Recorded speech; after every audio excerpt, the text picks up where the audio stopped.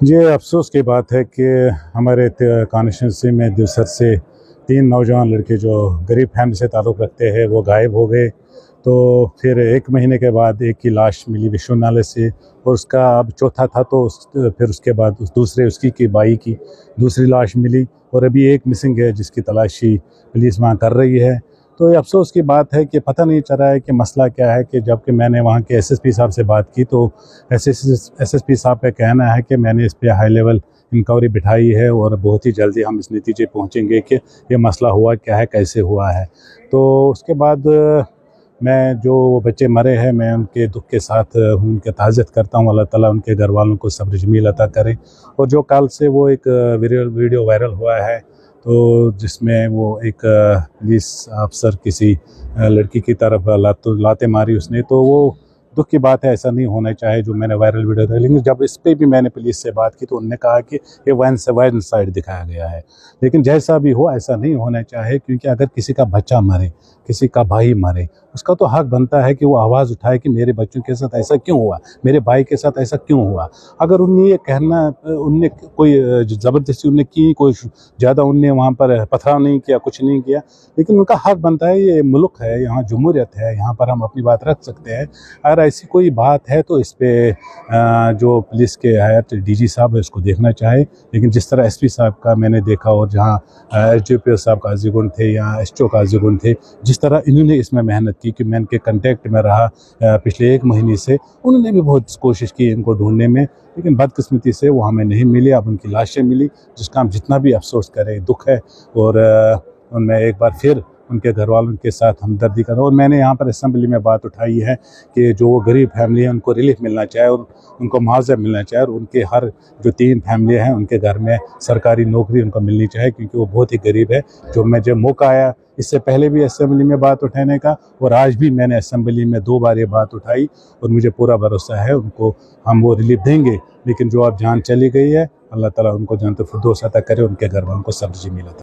देखो, जो दस्यु का मामला है ये मुझे लगता है कि 1.5 महीने से ही चल रहा है। वहाँ पे 3 जो वहाँ पे लोग थे वो मिसिंग थे। हमने असेंबली में बार बार ये मसला उठाया कि वो मिसिंग है, उनके बारे में कुछ सोचा जाए।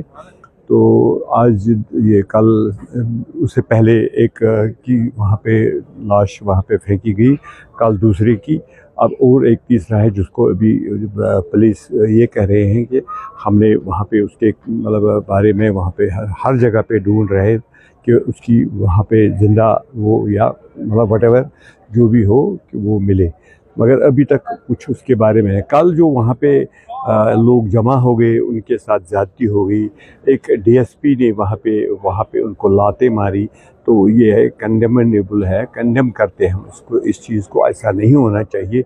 वो मांग कर रहे थे कि इसके मतलब जो खिलाफ कार्रवाई होनी चाहिए जो वहाँ पे हुआ। क्यों हो रहा है ऐसा? अगर ये मतलब यहाँ पे जो दिल्ली में बैठे, क्योंकि होम तो हमारे पास है नहीं, अगर दिल्ली वाले कहते हैं कि वहाँ पे सब कुछ ठीक है, अगर सब कुछ ठीक है तो ये क्यों हो रहा है?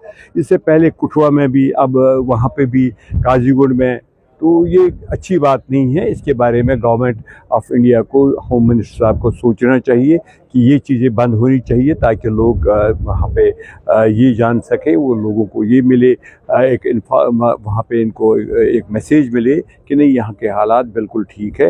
मतलब जब तक ये होता जाएगा तो मुझे लगता है इससे हालात ख़राब ही होते जा रहे हैं।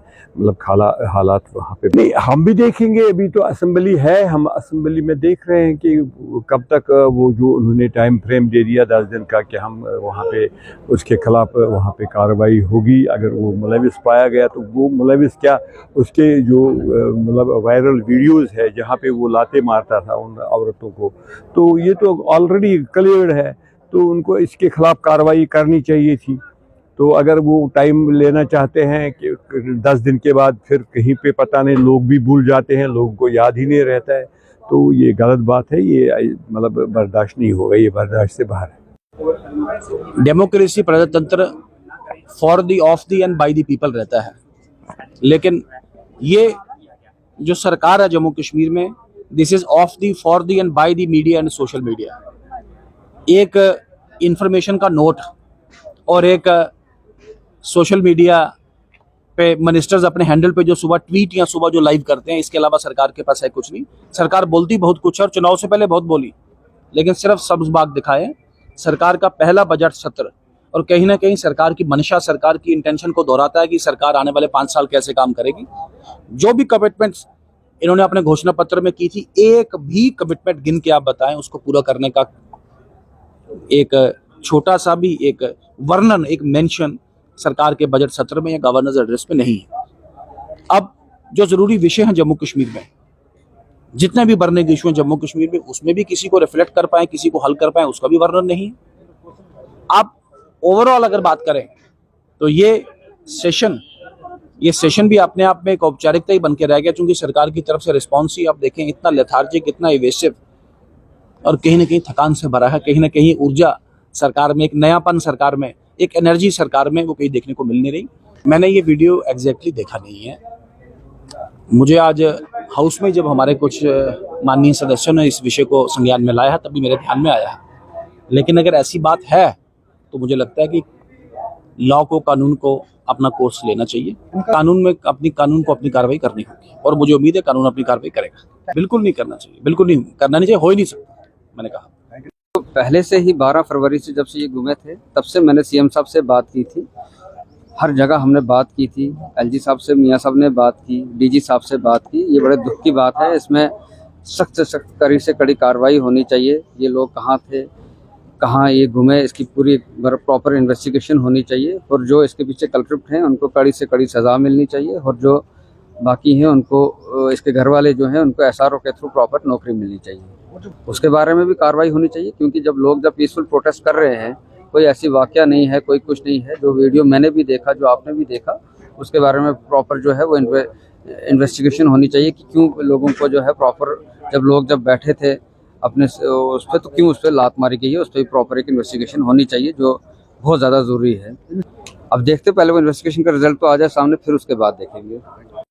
अगर हम लगाते हैं वो बड़े बड़े बांस के डंडे, जो पुराने, जो हमारे रिवायती बाग है, एकदम बड़े बड़े बाग है, तो उसको नेट सिस्टम होता है, वो बड़े बड़े 10 फुट 20 फुट नेट होता है वो बांस के, उसके साथ फिक्स होता है जाल जो नेट है। जब भी हमें उसको जब पता चलेगा कि नहीं ऊपर अनटोवर कुछ बारिश साराबारी होने वाली, उसको नेट को खोलते हो, नेट सब कुछ वो जो साराबारी हो तो नेट पकड़ता है। तो ये हिमाचल भी है और हमने इनके कहा कि जो वो सब्सिडी 80% सब्सिडी उसकी मिलती है। अगर यहाँ के जो बागवान हैं अगर उनको ये सब्सिडी मिलेगी, ये जो नुकसान का कॉन्सेप्ट है, जो नुकसान, मान लीजिए किसी के पास 4000 पेटियां होती है सेब बॉक्सेस, जब अक्टूबर आता है, सितंबर आता है तो हेल स्टार्म आती है, उसको सारा नुकसान होता है ना, उसको बहुत नुकसान उससे होता है, हर किसी बागवान को नुकसान होता है। इसलिए उसके लिए जो मॉडर्न टेक्निक है, साइंटिफिक टेक्निक है, क्यों ना हम उसको अडॉप्ट करें। इसलिए हमने नेट सिस्टम का भी हमने उसमें इंश्योरेंस तो इसमें आएगा। बीमा योजना होती है जो कृषि जो कॉन्सेप्ट है, कश्मीर में चल रहा है, जम्मू में चल रहा है, हर इंडिया में चल रहा है, लेकिन उसमें हर कोई चीज़ आती है फ्रूट की, लेकिन सिर्फ सेब भी नहीं आया। तो चूंकि सेब के लिए पूछने वाला नहीं था, करने वाले तो यहाँ के ब्यूरोक्रेट थे, उन्हें इसको छोड़ के कश्मीर की एक्सप्लॉयटेशन के लिए रखा था ये।